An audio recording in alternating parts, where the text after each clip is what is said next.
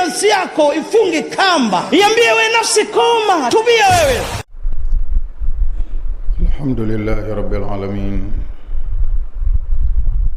Ya Rabb irhamna fa innaka bina rahim, wa la tu'adhibna fa innaka alayna qadir, waltuf bina fima jarat bihi almaqadir. Anta ya maulana ala ma tasha'u qadir. Rabbana la tu'akhidhna in nasina aw akhta'na. ربنا ولا تحمل علينا إصرا كما حملته على الذين من قبلنا. ربنا ولا تحملنا ما لا طاقة لنا به. واعف عنا واغفر لنا وارحمنا، أنت مولانا فانصرنا على القوم الكافرين. اللهم اجعل جمعنا هذا مرحوما، واجعل تفرقنا من بعده معصوما، ولا تدع فينا شقيا ولا محروما. واجعل اللهم خير أعمالنا خواتيمها، وخير أيامنا يوم لقائك. وأشهد أن لا إله إلا الله وحده لا شريك له، له الملك وله الحمد يحيي ويميت وهو على كل شيء قدير. وأشهد أن محمدًا عبده ورسوله. أشهد أنه أدى الأمانة وبلغ الرسالة ونصح الأمة، وجاهد في الله حق جهاده حتى أتاه اليقين. فصلوات الله وسلامه عليه وعلى آله وأصحابه أجمعين، ومن تبعهم بإحسان إلى يوم الدين. أما بعد، أوصيكم إخواني ونفسي أولا بتقوى الله تعالى وطاعته. Na wausieni ndugu zangu pamoja na kuihusia nafsi yangu kumcha Allah na kumtii. يقول مولانا في محكم كتابه العزيز الحكيم: يا أيها الذين آمنوا قوا أنفسكم وأهليكم نارا وقودها الناس والحجارة عليها ملائكة غلاظ شداد لا يعصون الله ما أمرهم ويفعلون ما يؤمرون.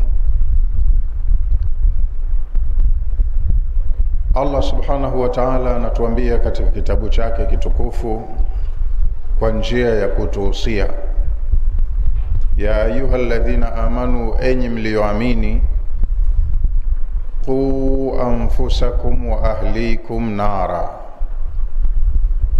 jiokoeni wenyewe na muwaokoe watu wenu na moto. Lugha jiokoeni maana yake mbele yetu kuna balaa kubwa, na uwezekano wa sisi kuishia kwenye hiyo balaa ni mkubwa zaidi kuliko kufanikiwa. Mtaji wetu pekee ni huu umri ambao katujalia Allah wa kuishi hapa duniani, umri mfupi. Kwa umri huu mfupi wa kupewa miaka 50, 60, 70, ndo unatakiwa uutumie kutafuta maisha ya milele ya akhera. Tunapofeli kutumia vizuri dakika zetu tukanufaika na huu hai hapa wa mpito, tumejiharibia maisha ya milele, hayatakuwa mazuri. Ndio maana Allah akatuhusia tutengeneze mazingira, tuwe na dhamira ya maksudi kutafuta marejeo mema, tukirudi kwa Allah turudi salama. Akatuhusia jiokoeni, maana mmekabiliwa na balaa. Qu anfusakum, jiokoeni wenyewe, yani kila mtu ajikague nafsi yake, ajitafutie marejeo mazuri. Wa ahlikum, kila mtu kafungamanishwa na majukumu. Atakuwa ni mume wa mtu, ana majukumu ya kumsimamia vizuri mkewe. Atakuwa ni baba wa watoto, ana majukumu ya kuwasimamia vizuri watoto wake, awaongoze kwenye haki. Pengine ni mtoto, lakini Allah kamkirimu maarifa, anajua kuliko wazazi wake. Atakapoona wazazi wake wako hatarini, wanaishi vibaya, mtoto ashiriki kikamilifu kuwasaidia wazazi wake. Na mifano hii yote tunayo katika Qur'ani tukufu ya watu ambao Allah kawakirimu hikma, lakini wakafanya juhudi kuwasaidia wazazi wao ambao walikosa hiyo hikma, au wazazi walioruzukiwa hikma na wakasimamia vizuri malezi ya watoto wao, wakawaelekeza kwenye haki na wakafanikiwa. Kwa hiyo ni wasia tunaopaswa kuufanyia kazi, kuishi maisha ambayo yatatusaidia kuondoka duniani salama, na tukienda kwa Mola wetu baada ya maisha haya ya mpito tuwe tumeondoka vizuri, katuridhia, tuwe tumefanikiwa. Halafu akasema kuusifu huo moto, jiokoeni wenyewe na muwaokoe watu wenu na moto. Qu anfusakum wa ahlikum nara, jiokoeni na moto nyinyi wenyewe na muwaokoe watu wenu na moto. Kwa hiyo kila aliye kiongozi ahakikishe wale anaowaongoza kwenye kheri na mafanikio, ili waondoke vizuri, wawe wamefanikiwa. Alafu Allah akasema waquduha, huo moto mnaoambiwa kuni zake, annasu walhijara, ni watu, ndo nyinyi. Yani mkiondoka vibaya hapa mtakuwa ni kuni za moto. Sasa mjisalimishe, msiwe hivyo. Na watu wenu wakiondoka vibaya watakuwa ni kuni za huo moto, wasaidieni wasiishie hivyo. Waquduha annasu walhijara, kuni za huo moto wa akhira ni watu na mawe. Watu husema ndiyo, sisi watu ndo tumefanya madhambi. Hasa hayo mawe yatakayotiwa motoni yana dhambi gani? Sasa ukenda huko ukajadili hayo, unaweza ukapotoka ukasema si kweli tunayoambiwa. Maana Mungu ana uwezo wa kila kitu, ana ilmu ya kila kitu, hawezi kulitia jiwe motoni ambalo halijakosea, wakati moto kauandaa uwe ni adhabu. Allah amesema kwa aya nyingi za Qur'ani, yeye peke yake hapa duniani ndiye anayestahiki kuabudiwa, kwa sababu kila kilichopo duniani ni kiumbe na yeye ndiye muumba peke yake.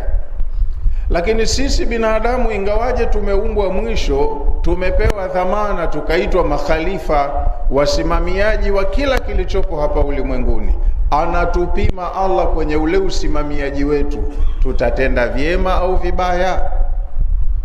Sasa amesema Allah katika Qur'ani tukufu kwenye sura ya 21 kuwaambia wale wanaotenda vibaya, antum wa ma ta'buduna min dunillahi hasabu jahannama, nyinyi washirikina musio muabudu Allah peke yake na hivyo mnavyoviabudia pamoja na Allah, mukasema hii ndo miungu yetu, hasabu jahannam, nyote mtakuwa ni kuni za motoni. Yani wewe kama una panga yako, una jiwe lako, una sanamu lako, hivi katika vitu visivyokuwa na uhai. Sanamu mara nyingi hutengenezwa kwa madini kama chuma, shaba, dhahabu, fedha na vinginevyo. Lakini kuna masanamu yanayotengenezwa kwa udongo wa kufinyanga au mawe magumu yakachongwa sura ya hiyo anayotakiwa awe Mungu. Sasa mawe kama hayo ndo Allah kasema, nyinyi na mnavyoviabudia nitakuwekeni motoni pamoja. Kwa hiyo sio kila jiwe litatiwa motoni. Wewe umeishi duniani, itikadi yako sanamu hili ndo Mungu wangu, na akiulizwa mshirikina, kwa nini unaabudu hili, anasema ma naabuduhum illa liyuqarribuna ila Allahi zulfa. Sisi sio kama hatuna akili, wala wazee wetu hawakuwa wapumbavu walioabudu masanamu haya, lakini waliabudu masanamu haya wakatufundisha na sisi kuabudu masanamu haya, kwa sababu haya ndiyo yatakayopeleka ibada zetu kwa huyo Allah.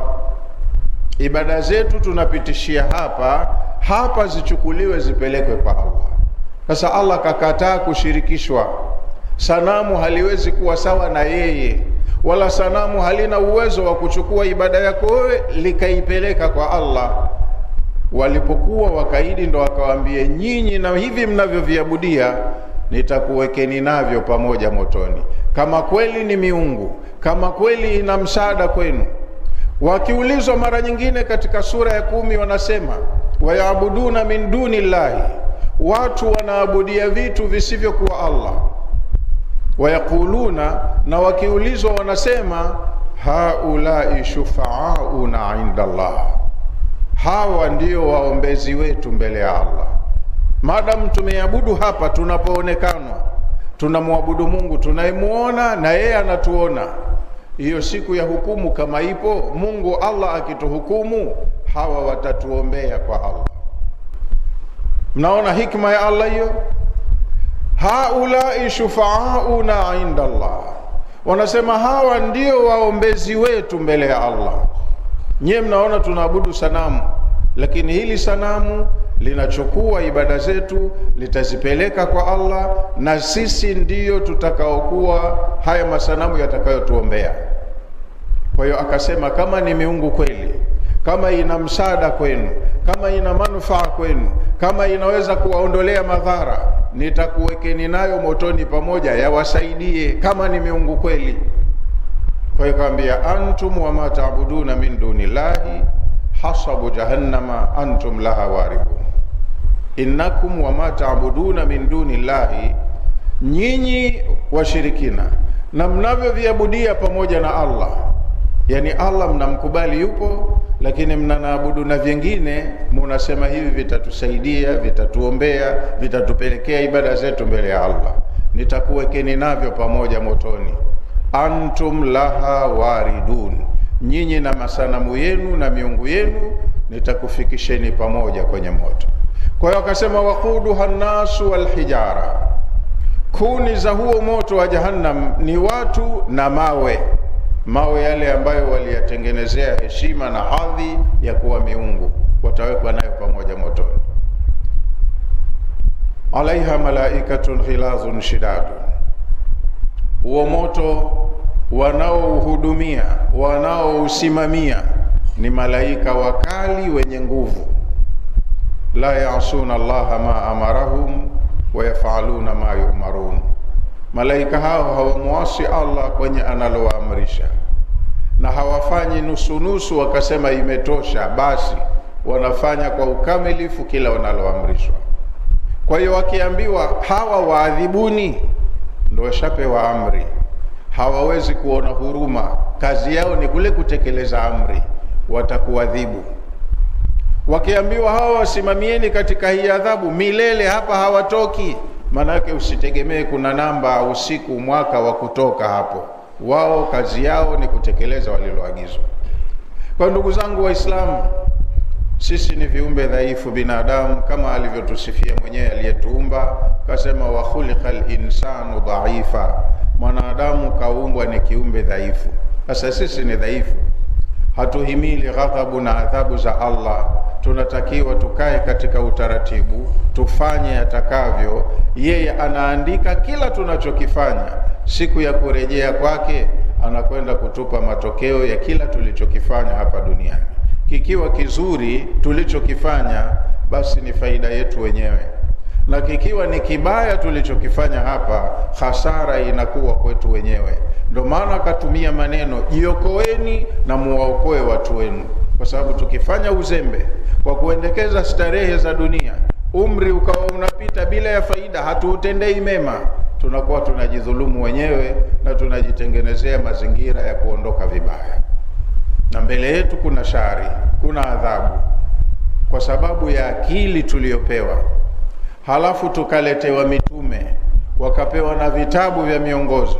Tunatakiwa tutumie akili zetu tuendane na ile miongozo ambayo Allah kaileta, ili tunachokifanya kiwe kimefata utaratibu, akisajili kama ni ibada, na siku ya Kiyama Allah ameitenga kwenda kuwalipa waliomwabudu. Tukikataa kumwabudu, tutakuwa hatumo katika wenye kulipwa. Tumepewa muda wa kutosha wa kukaa duniani, hatukuutendea haki kwa kufanya mambo yatakiwayo. Kwa hiyo matokeo yatakuwa ni mabaya, na hatutokuwa na wakumlaumu ila tuzilaumu nafsi zetu wenyewe, kwa sababu Allah subhanahu wa ta'ala katika hadithi al-Qudsi ndefu kabisa mwisho wake amesema, ibna Adam, ewe mtoto wa Adam, innama hiya a'malukum, haya matendo yenu mnayoyafanya hapa duniani, uhsiha lakum, haya mimi ndiyo ninayokuhifadhieni. Wewe unatenda, mimi naandika, yawe ya kejeli au yawe ya kweli, yawe ya kheri au ya shari, ndo matendo yako unayoyafanya hapa duniani. Inawezekana unasikia adhana Allahu akbar, Allahu akbar, lakini akili yako ikakwambia hapa Allahu sio akbar. Akbar biashara yako, angalia wateja walivyojaa. Unaziacha 300 sasa hivi utauza 300. Kwa hiyo unaidharau adhana Allahu akbar kwa sababu ya pesa. Hili ni kosa. Unaandikiwa ripoti mbaya, na ukiandikiwa ripoti mbaya haishii hapa, utakwenda kulipwa huko mbele ya safari. Kudharau yale mambo ya majukumu ya wajibu kwa kuendekeza mambo ya matamanio ya nafsi yako, umemdharau Allah subhanahu wa ta'ala. Au kwa kuendekeza starehe zako.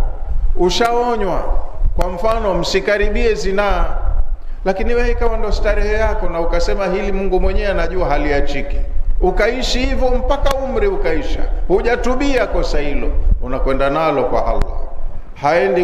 Haiendi kuwa hoja kwako kusema Mola wangu umeniumba na udhaifu, nilikuwa lile jambo siwezi kuacha. Sio hoja ya kujitetea. Kile ulichoambiwa fanya, unatakiwa ufanye, tena kwa ufanisi kama inavyotakiwa.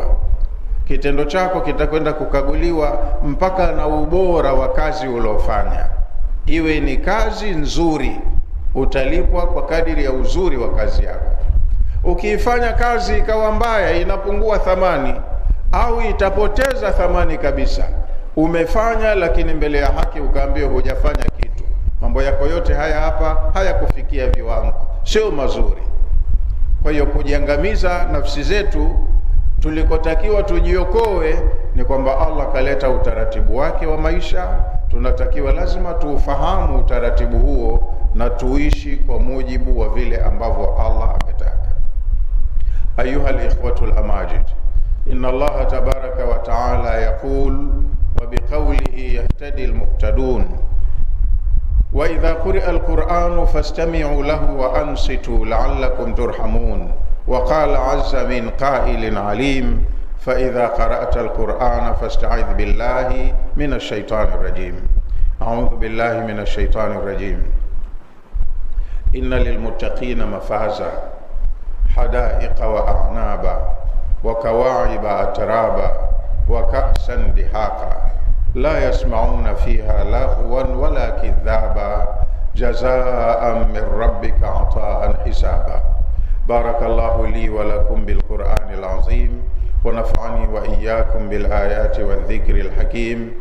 أقول قولي هذا وأستغفر الله العظيم لي ولكم ولسائر المسلمين والمسلمات والمؤمنين والمؤمنات فاستغفروه فيا فوز المستغفرين ويا نجاة التائبين.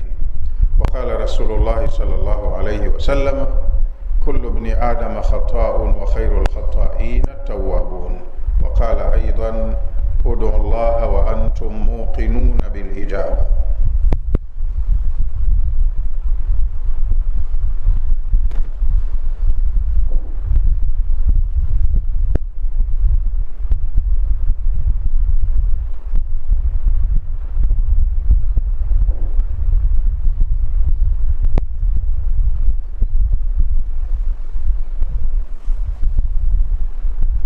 الحمد لله وكفى والصلاة والسلام على عباده الذين اصطفى وأشهد أن لا إله إلا الله وحده لا شريك له وأشهد أن محمدا عبده ورسوله أرسله الله بالهدى ودين الحق ليظهره على الدين كله ولو كره المشركون. وبعد. Ndugu zangu katika imani, katika jukumu kubwa tulilopewa kama waumini hapa duniani ni kusimamia dini ya Allah. Na dini ya Allah ni ule mwenendo mzima wa maisha yetu, tangu tunaamka mpaka inafika jioni tunalala na kuamka tena.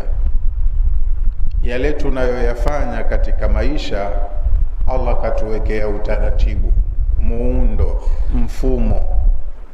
Tukiyafanya mambo yetu ya maisha ya dunia kwa mfumo wa dini, yote yanakuwa ni ibada, na aliyeabudiwa akiridhika anatulipa. Tukifanya mambo yetu ya kila siku nje ya mfumo wa dini, hayatotambuliwa kuwa ni ibada, na kama hayatokuwa ni ibada, Allah atatuhukumu kwa nini hatukumwabudu. Maana kasema, wama khalaqtul jinna wal insa illa liya'buduni, mimi sikuumba majini na watu kwa lengo jingine ila nimewaumba waniabudu, wafate utaratibu wangu nitakavyowaelekeza, nitakavyowapangia. Ma uridu minhum min rizqin, sijawaumba kwa sababu ya wingi wao wafanye kazi na mimi nipate riziki. Sio kama baba, mwanangu ana kazi nategemea ataniletea chochote. Ukafikiria na Allah katuweka hapa duniani tufanye kazi ili na yeye anufaike. Allah hanufaiki na chochote katika tunayoyafanya, hataki kwetu riziki. Wama uridu an yut'imuni, wala sitaki watu wanilishe, walime, wazalishe chakula na mimi nipate mlo. Allah hahitaji chakula, yeye ndo katutengenezea maisha ya kutegemea mlo, na yeye ndo anayetutolea riziki katika ardhi yake. Inna Allaha huwa ar-razzaqu dhul quwwati al-matin, Allah yeye ndo anayetoa riziki na ana nguvu zisizoshindika. Sasa baada ya wewe kukirimiwa, kupewa uhai, ukawa ni binadamu, uko hai hapa duniani, Allah akakukirimu afya mzima, huumwi, alafu akakukirimu riziki, unahangaika, unatafuta, unapata. Umezaliwa hujaja na kitu hapa, huna akili, huna mali, huna elimu, huna pesa, huna uwezo. Vyote unavyovipata sasa ni Allah kakukadiria kukupa, na yeye ndo aliyekupangia matumizi ya kila neema aliyokuneemesha. Kwa nini ufanye tofauti na anavyotaka na bado ujisikie wewe uko huru tu? Kwa hiyo katuumba kwa lengo la kumwabudu.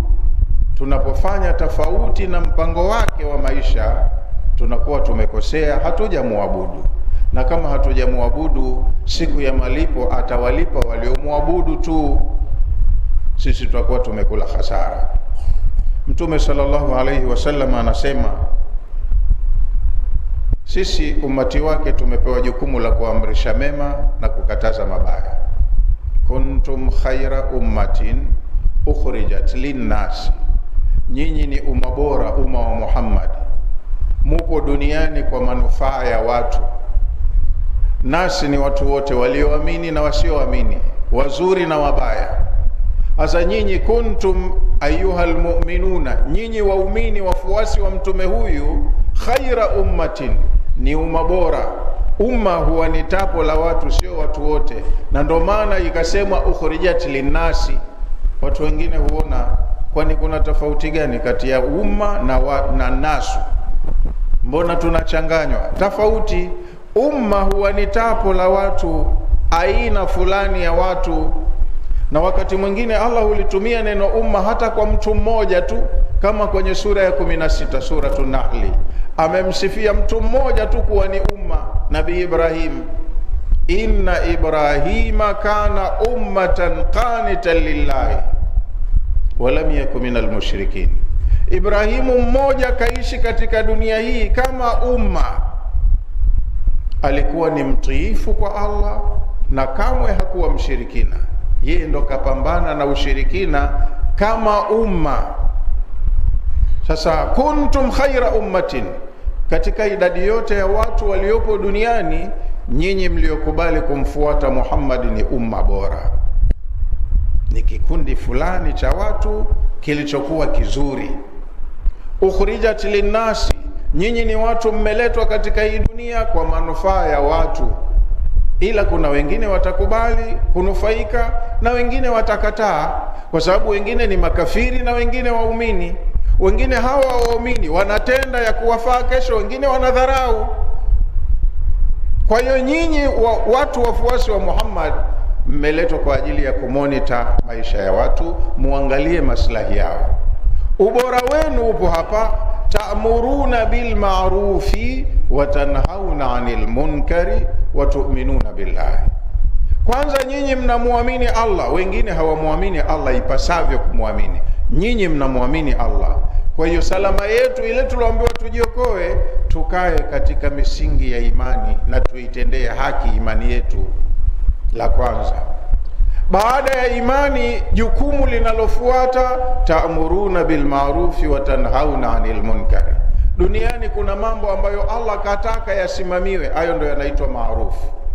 Ni yale mambo yote mema ambayo yakitendwa Allah hufurahi, kaahidi wanaoyatenda atawalipa thawabu, na siku ya kiyama baada ya kulipwa atawaingiza peponi. Hayo ndio yanaitwa maarufu. Waumini wafuasi wa Muhammad wanatakiwa wayasimamie hayo, wahakikishe yanatendewa kazi, ndio kuamrisha mema. Yale anayotaka Allah sisi tuhakikishe kwenye familia zetu, ndio tunawaokoa ndugu zetu, kwenye vijiji vyetu, kwenye miji yetu, kwenye nchi zetu, tuhakikishe tunasimamia yale anayoyataka Allah, tuhakikishe yanatiwa kwenye utendaji. Hiyo ndo amru bil ma'rufi. Tukisimamia jukumu hilo, sisi tunakuwa ni viumbe bora kwa Allah. La pili, watanhauna 'anil munkari. Nyinyi wafuasi wa Muhammad munadhibiti, munakataza munkarati, maovu yale yote ambayo Allah kayakataa, kaahidi dhambi kwa wenye kuyafanya na atawaadhibu motoni wakienda nayo. Hayo ndio yanaitwa munkarati. Nyinyi wafuasi wa Muhammad mnatakiwa muhakikishe yale ambayo Allah kayakataza, musimamie kuhakikisha hayatendwi kwenye familia zenu, kwenye vijiji vyenu, kwenye miji yenu, kwenye mataifa yenu. Muishi kwa ajili ya Allah, ndio mtakuwa mmeabudu. Walau amana ahlul kitabi, kama watu wa kitabu Mayahudi na Wakristo wangeliamini imani kama hii, lakana khairan lahum, wallahi ingekuwa khairi kwao. Lakini wao wako kwenye dunia tu. Minhumul mu'minun, hupatikanwa miongoni mwa watu hao wengine wakilinganiwa imani wakaikubali wakaamini. Wa aktharuhumul fasiqun, lakini wengi wao huwa ni waasi. Lakini pia msiba mkubwa uko kwa hata hao wanaosema wameamini, akina sisi. Allah atuhifadhi, atuongoze, atupe mwisho mwema. Lakini na sisi pia tunakosea, kwa sababu mtu anadai ni mu'min, lakini yale munkarati yeye ndo anayapenda. Mu'min lakini anayapenda yale maovu, hayamsumbui anapoona yanakithiri na yanafanywa, anayafurahia. Na yale maarufu yeye mwenyewe hayapendi, anachukia kuyaendea mambo mema maarufu. Ingawaje mwingine huwa kakirimiwa elimu, mwingine ni imamu msikitini kwake, mwingine ni shekhe kijijini kwake, lakini haendani kabisa na anayoyataka Allah. Nimesema Nabii Ibrahim kaitwa umma kwa sababu maisha yake yote kaishi kupambana na batili. Alikuwa anaitetea haki ya Mola wake, kaamrisha mema na kakataza maovu peke yake, ndo akaitwa umma. Na sisi tumeambiwa khairu ummatin, ni umma bora. Tunatakiwa tuendane na hii maana, mantiki ya kuitwa umma bora. Analolitaka Allah na sisi ndo tulitake, analolikataa na sisi tulikatae, ili yale aliyotaka yadhibitiwe, sisi ndo mawakala wake wa kuyadhibiti. Yale aliyotaka yasimamiwe yawe, sisi ndo ya kuyapigia debe yawe anayoyataka Allah. Ndo tutakuwa tumeendana na lengo. Lakini tunafanya kinyume, waumini, lakini yale maovu ndo tunayapenda na tunapendelea kuona yanastawi mitaani kwetu. Watu wanazini na zinaa inaonekana ni jambo la kawaida tu, ijapokuwa aliyeumba kaweka matumizi ya viungo alivyotuumbia, lakini sisi tunamuendea vibaya, tunamfanyia khiana. Riba imekithiri siku hizi, mpaka kuna ofisi mpaka vijijini za kukopesha kwa miamala ya riba, wala hatujui ubaya wake. Kila aina ya ovu limekuwa ni sehemu ya maisha yetu kwa sasa, na waumini tupo, hatukasiriki wala hatuoneshi dhamira ya kusema tunabadilisha ili jambo halikubaliki kwetu, Kwa hiyo tunakuwa tunakosea. Kwa hiyo mtume wetu sallallahu alaihi wasallama ametahadharisha kwa kusema siku ya Kiyama kutakuwa kuna vituko huko mbele ya halaiki ya watu wakati tutakapohisabiwa na kulipwa. Na baada ya hisabu pia huko motoni nako kutakuwa kuna vituko vitatendeka baada ya watu kuhukumiwa. Wa peponi wameshaingia peponi na wa motoni wameshaingia motoni. Sasa vituko vya motoni mtume ametuambia atakuja mtu siku ya Kiyama keshahukumiwa kuingia motoni. Watu wa motoni wameshakamilika kuingia motoni na wa peponi wameshakamilika kuingia peponi. Motoni atakuja mtu kule apasuliwe tumbo lake. Utumbo huu, yani vitu vya ndani vitakuwa vimetoka nje kama mtu aliyechanwa na kisu. Halafu mwenyewe kwa sababu ya adhabu za mle motoni atakuwa anapapatika na kuuzunguka ule utumbo wake. Harufu atakayokuwa nayo humo motoni itawakirihisha watu wa motoni wote, watakusanyika kumwangalia huyu mtu anayepapatika. Na hatakuwa mmoja, bila shaka ni wengi wanaofanyiwa hivyo, ni Waislamu ambao hawakuutendea haki Uislamu wao. Kwa hiyo wale watu wa motoni watakapowazunguka watu waliofanyiwa hivi, watawauliza, ya fulanun, ewe fulani, alam taku ta'muruna bil ma'rufi wa tanhana 'anil munkari, kwani wewe si ndo ulokuwa kule duniani ustazi wetu unatuamrisha mema na unatukataza mabaya? Mbona leo uko huku na uko kwenye hali kama hiyo? Atawajibu kwa kusema, kuntu amuru bil khairi wa lam atihi, mimi kosa langu nilikuwa duniani naamrisha kheri, lakini mwenyewe sikuwa nikifanya ile kheri ninayoamrisha wengine. Wa anha ani sharri, na nilikuwa ninakataza maovu. Wa atihi, mimi mwenyewe ndo ninayapenda ninayafanya hayo maovu. Kwa hiyo hukumu yangu ndo nimehukumiwa hivi, nimekuja motoni na huku motoni ninaadhiriwa kama hivi. Kwa hiyo si hoja kwamba umezaliwa Muislamu ukaishi kwenye jamii ya Waislamu, hoja upasi ule mtihani wa kuutumikia Uislamu wako. Kwa hiyo wenye imani na wakasimama kuishi maisha ya imani, wakaitendea haki imani yao, hawa ndio wanaoleta taathira kwenye familia zao na kwenye vijiji vyao, kwa sababu ni kweli wao wenyewe wamesimama katika haki na wanawasimamia watu wa chini yao wakae kwenye haki. Allah ndo anaridhika, hawa waja wangu wametenda mema.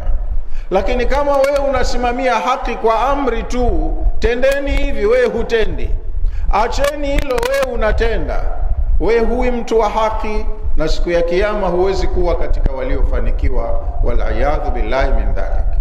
Kwa hiyo ndugu zangu katika imani, tunafahamu kwa kiasi fulani elimu ya dini yetu, na kwenye vijiji vyetu mashallah sio sote wapumbavu. Tunao watu ambao Allah kawakirimu kwa kiasi fulani ilmu kutuzidi sisi. Tuwatumie watu waliokirimiwa ilmu, ambao wako juu kidogo kiufahamu, wamesoma baadhi ya mambo ambayo sisi wengi hatuyajui. Wao wasimamie kile wanachokijua, watuelekeze tuende vizuri. Tutakapokuwa kwenye vijiji vyetu mna watu wenye mwelekeo wa kusimamia kheri na wakadhibiti shari, lazima mabadiliko yatapatikana. Wazee wetu zamani walikuwa wanafanikiwa kwa sababu kila kijiji kina mtu mwenye maamuzi. Watu wa kijiji wanajua likitufika kubwa tusiloliweza tunakimbilia kwa mzee wetu fulani. Sasa vijiji viko havina mchungaji, havina msimamizi, havina mwenye kutoa maelekezo, mambo yanaenda shaghala baghala. Turejeshe huu utaratibu wa usimamizi wa mambo yetu ya kijamii, kiimani, ili tuisabike na sisi tunaabudu, ndipo tutakapokuwa tumejiokoa na tunawaokoa watu wetu na moto. Tuliloambiwa halifai humu kwenye maeneo yetu tujitahidi tulidhibiti lisifanyike, ndo halifai. Tuliloambiwa kwenye dini linafaa ni muhimu, humu kwenye vijiji vyetu tulihamasishe watu walipende, walifahamu na walifanye. Allah ndo atajua hapa na watu makhalifa wangu wanasimamia dini yangu vizuri. na tukiondoka, kila mtu umri ukisha atakuwa kafanya ambalo amelifanya limeonekanwa, na huenda ikawa ni sababu ya kumpeleka mahala pema. Ayuha alikhwatul a'izza, ndugu zangu watukufu, inna Allah tabaraka wa ta'ala amarakum bi amrin bada'a fihi bi nafsihi wa thanna bil malaikati al musabbihati bi qudsihi wa thalatha bikum ayyuha al mu'minuna min barriyati jinnihi wa insihi faqala ta'ala mukhbiran wa amira inna Allaha wa malaikatahu yusalluna 'alan nabiy ya ayyuhalladhina amanu sallu 'alayhi wa sallimu taslima Allahumma salli 'ala Muhammadin wa 'ala ali Muhammad kama sallaita 'ala Ibrahim wa 'ala ali Ibrahim wa barik 'ala Muhammadin wa 'ala ali Muhammad kama barakta 'ala Ibrahim wa 'ala ali Ibrahim innaka Hamidum Majid. Rabbana atina fid dunya hasanatan wa fil akhirati hasanah wa qina adhaban nar. Allahumma rabbana ati nufusana taqwaha wa zakkiha anta khairu man zakkaha anta waliyuha wa maulaha. Rabbana jammilna bil afiyati was salama wa haqqiq lana taqwa wal istiqama wa a'idhna min mujibati nadama innaka sami'ud du'a. Rabbana اغفر لنا ذنوبنا وإسرافنا في أمرنا وثبت أقدامنا وانصرنا على القوم الكافرين. اللهم اهدنا بهداك واجعلنا من الذين يسارعون في رضاك ولا تولنا وليا سواك ولا تجعلنا ممن خالف أمرك وعصاك. اللهم اجعلنا هداة مهتدين ولا تجعلنا ضالين ولا مضلين سلما لأوليائك وحربا لأعدائك.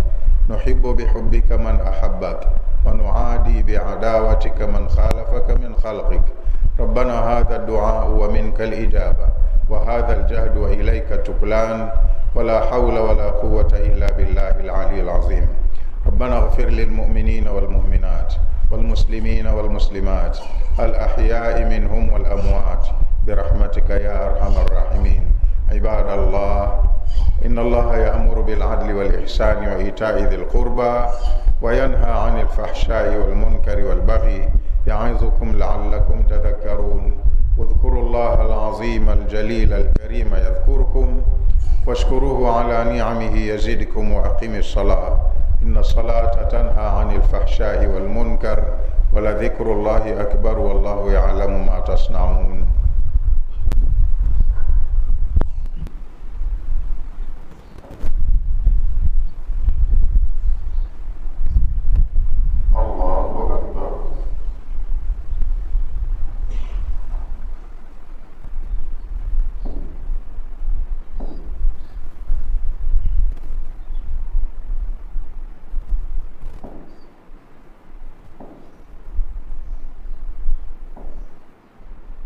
بسم الله الرحمن الرحيم. الحمد لله رب العالمين الرحمن الرحيم مالك يوم الدين إياك نعبد وإياك نستعين اهدنا الصراط المستقيم صراط الذين أنعمت عليهم غير المغضوب عليهم ولا الضالين.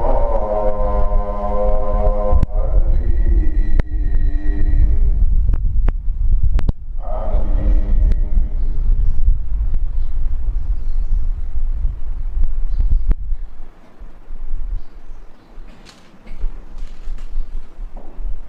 والنجم إذا هوى ما ضل صاحبكم وما غوى وما ينطق عن الهوى إن هو إلا وحي يوحى علمه شديد القوى ذو مرة فاستوى وهو بالأفق الأعلى ثم دنا فتدلى فكان قاب قوسين أو أدنى فأوحى إلى عبده ما أوحى ما كذب الفؤاد ما رأى أفتمارونه على ما يرى ولقد رآه نزلة أخرى عند سدرة المنتهى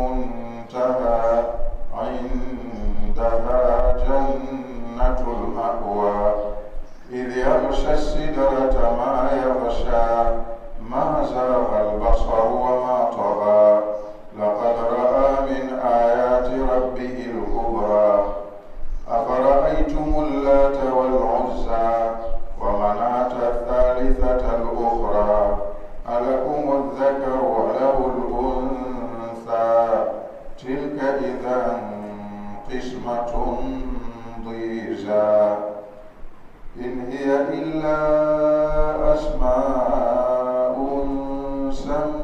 سميتموها أنتم وآباؤكم ما أنزل الله بها من سلطان إن يتبعون إلا الظن وما تهوى الأنفس ولقد جاءهم من ربهم الهدى أم للإنسان ما تمنى فلله الآخرة والأولى وكم من ملك في السماوات لا تغني شفاعتهم شيئا إلا من بعد أن يأذن الله لمن يشاء ويرضى إن الذين لا يؤمنون بالآخرة ليسمون الملائكة تسمية الأنثى وما لهم به من علم إن يتبعون إلا الظن وإن الظن لا يغني من الحق شيئا فأعرض عمن تولى عن ذكرنا ولم يرد إلا الحياة الدنيا ذلك مبلغهم من العلم إن ربك هو أعلم بمن ضل عن سبيله وهو أعلم بمن اهتدى ولله ما في السماوات وما في الأرض ليجزي الذين أساءوا بما عملوا ويجزي الذين أحسنوا بالحسنى الذين يجتنبون كبائر الإثم ويجزي الذين أحسنوا بالحسنى ولله ما في السماوات وما في الأرض ليجزي الذين أساءوا بما عملوا ويجزي الذين أحسنوا بالحسنى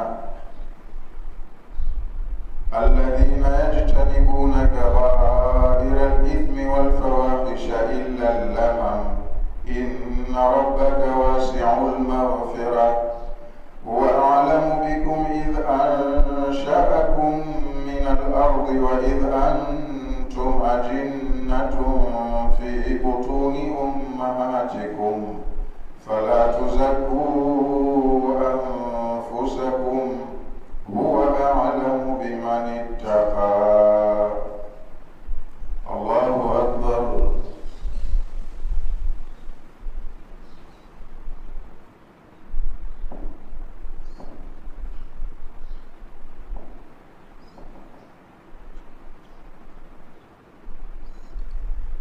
سمع الله لمن حمده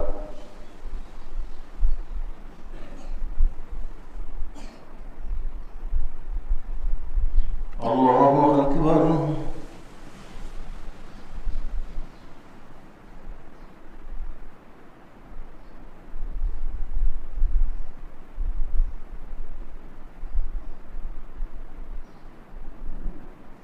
الله أكبر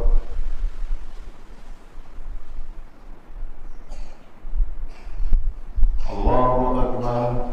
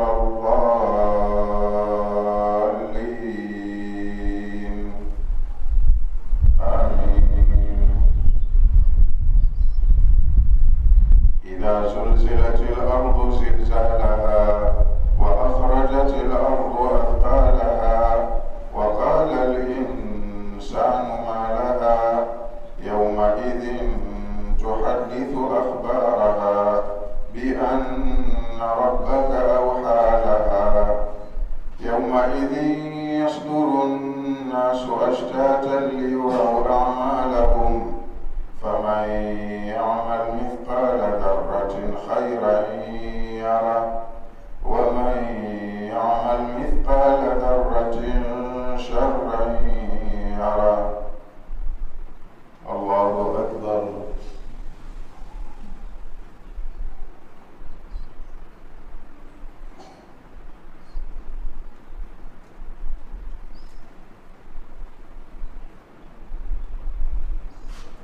سمع الله لمن حمده.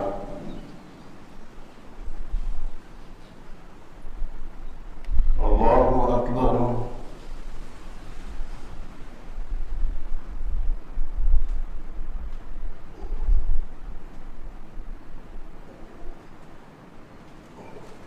الله أكبر.